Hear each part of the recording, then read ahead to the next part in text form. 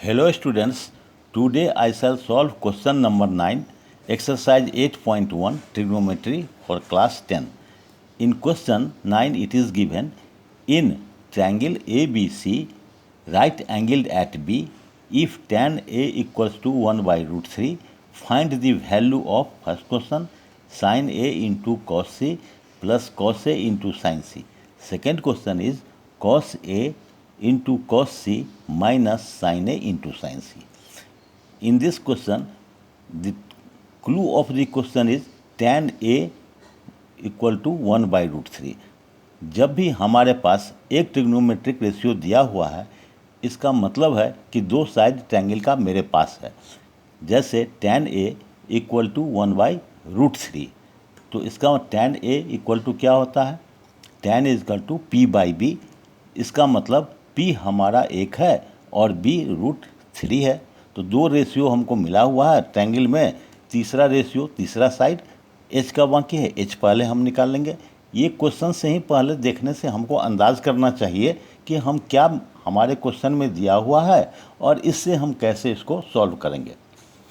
Exercise 8.1 में maximum सब ऐसा ही क्वेश्चन है जिसमें एक रेशियो ट्रिग्नोमेट्रिक रेशियो दिया हुआ है, उसके बाद तीनों साइड फाइंड आउट करके बाकी सब क्वेश्चन को हम सॉल्व कर सकते हैं. यहाँ क्वेश्चन में दिया हुआ है tan A equal to 1 by root 3. Given this is P by B. So 1 by root 3, P equal to 1, B is equal to root 3. So H will be what? Right, H equal to by Pythagoras theorem P square plus B square root over, so it will be root 1 square plus root 3 square. B is root 3 square, that will come to root over 1 square is equal to 1, root 3 square is equal to 3. So H will be 134 equal to 2. Root of 4 is equal to 2, 2 square is equal to 4, so H will be 2. Now in question what we are seeing, there are two angles in the different ratios. One is A and second is C.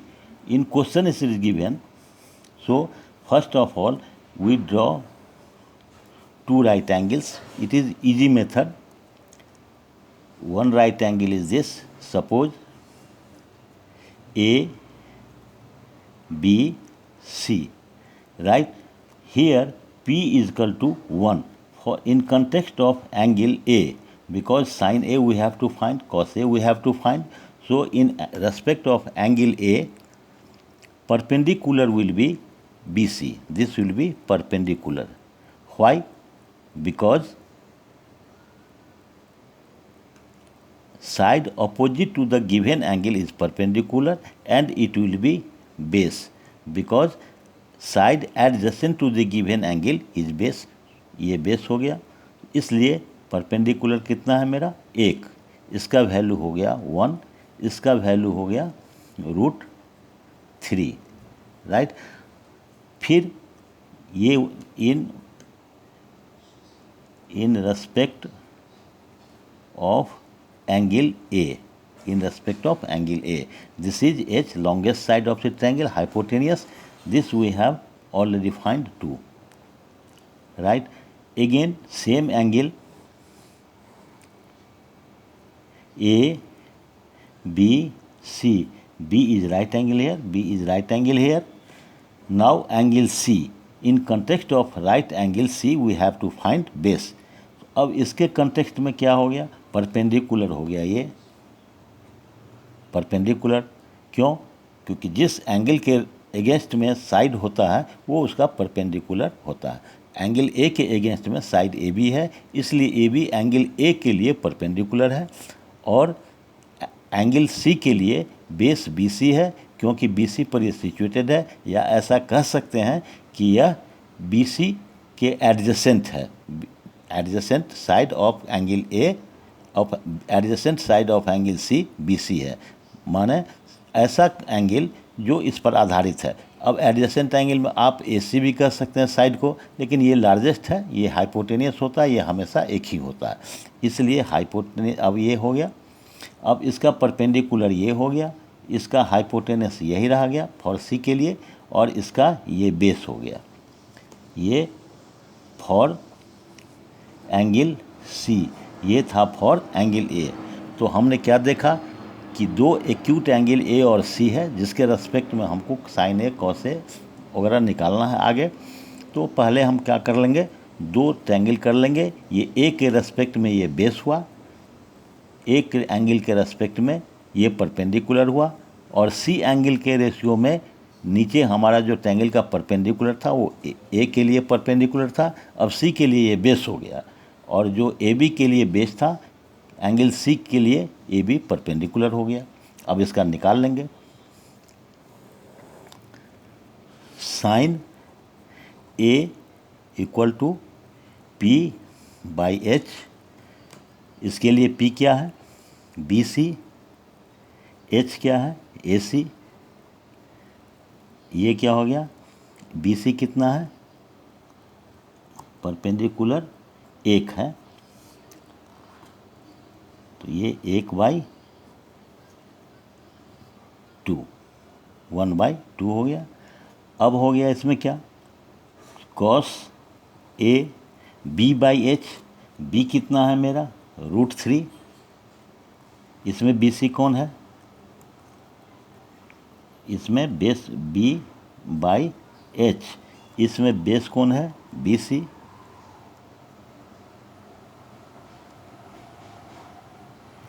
H कौन है base है इसके लिए ये AB, sorry base है इसके लिए AB, angle A के लिए बेस है AB, और H वही है AC, AB कितना है √3/2, ये निकल गया। ऐसे ही निकालेंगे इधर, दूसरा क्या है साइन C, साइन C ये C के लिए है, साइन कितना होगा P/H, P कितना है इसके लिए AB, और H वही रहेगा AC, AB कितना है √3, और H कितना है ये 2 है, 2 हो गया। अब cos C B/H, C के लिए B क्या हो गया BC, बेस ये कितना है 1, BC/H वही AC, ये कितना हो गया 1/2, राइट। अब ये था कितना √3 था, ये था 1, ये था 2।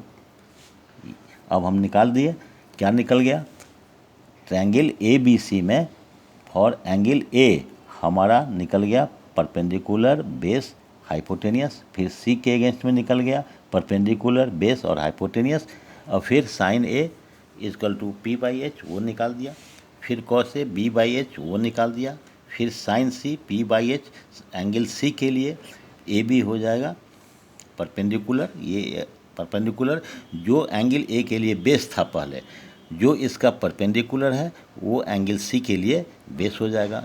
अगर एंगल उलट गया तो साइड भी उल्टा माना जाएगा, ठीक है। अब क्वेश्चन क्या है पहला, sine A cos A plus cos A sine C, right.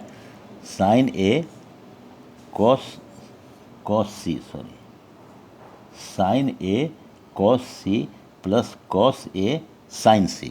अब इसका वैल्यू डाल देंगे इसमें, साइन A मेरा कितना था 1/2, cos C कितना था 1/2, प्लस का प्लस डाल दिया, cos A √3/2 sine C into √3/2, ये हो गया 1 × 1 1, 2 × 2 4, plus root 3 into root 3, so it will be only 3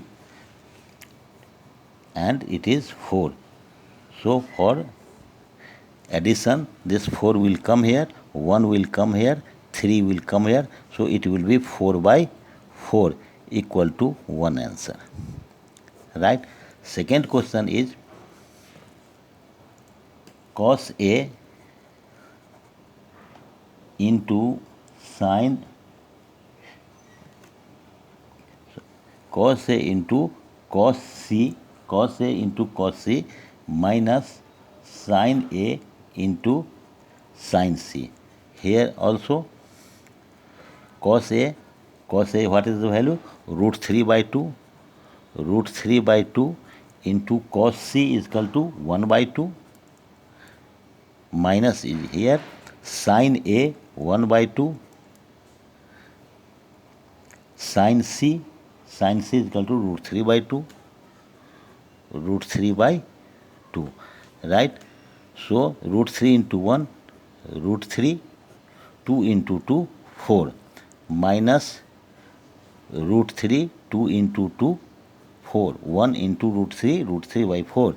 So root 3 by 4 minus root 3 by 4 will be 0. Answer. Right. So what we have seen in question, tan A is given, other side of H we have drawn, निकाल लिया. फिर sign ए के लिए, angle A के लिए P और B निकाल लिए.